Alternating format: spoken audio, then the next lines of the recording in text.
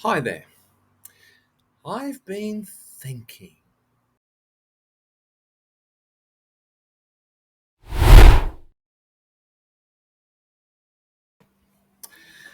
Okay, so today's video is not about exploding parrots, politicking. Sorry about the bad dad joke.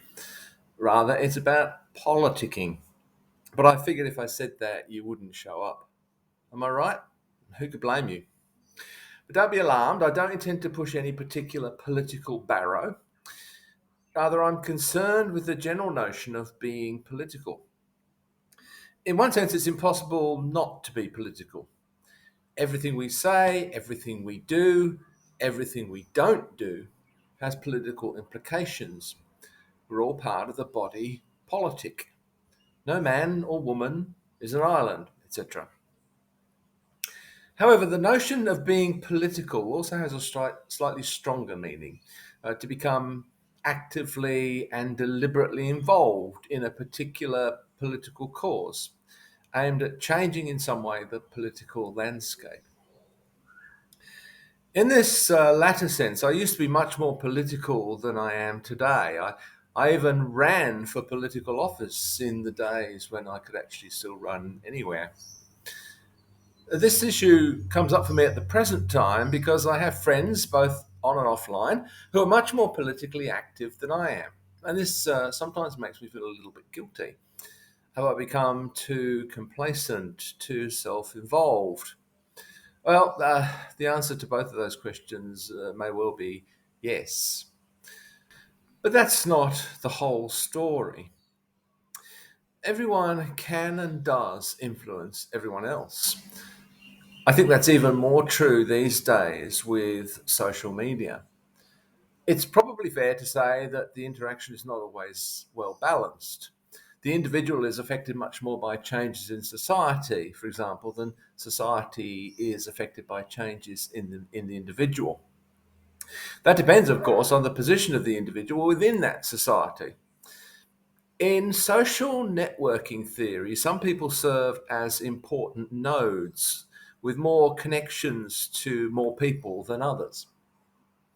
When they change in some way, the ripples may be much greater than when someone else, less well connected, changes. And we talk today about people being social influencers.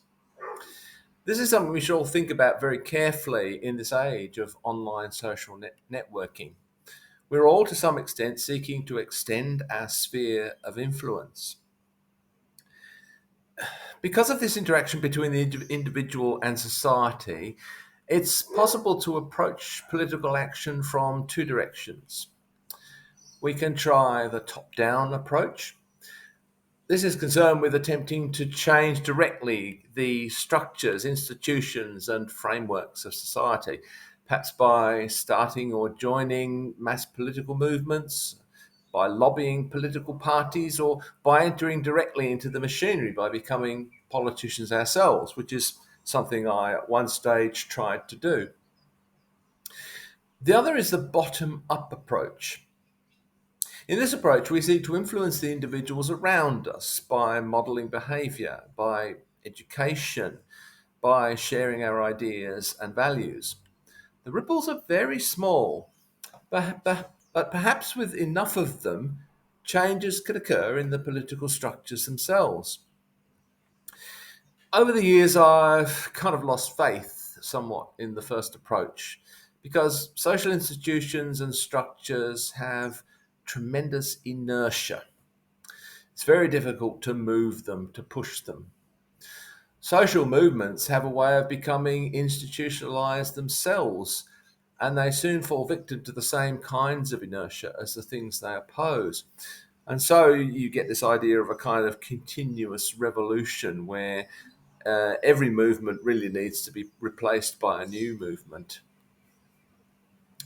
Those who try to enter the political structures, and there have been many over the years and centuries who've done that with good intentions, most of those are more often shaped by the institutions and structures than they are able to mold and shape them in some way themselves. So, for that reason, I favour the bottom up, the slow ripple approach.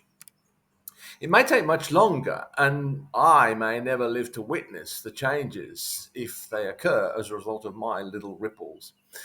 But at least there's a satisfaction of knowing that I've been able to touch someone else's life to some extent, as they've been able to touch mine.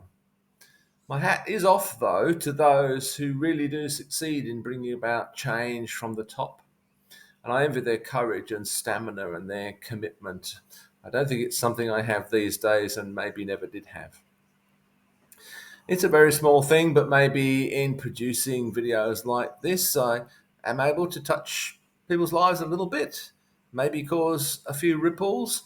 I'd also like it to be, though, a dialogue rather than a monologue, and please feel free to enter comments below. All I really seek to do is to have people look a little bit more deeply into themselves, to understand the forces that work within them and around them. If I achieve that, even a little bit, then I guess my work here is done. Well, at least it's worth thinking about.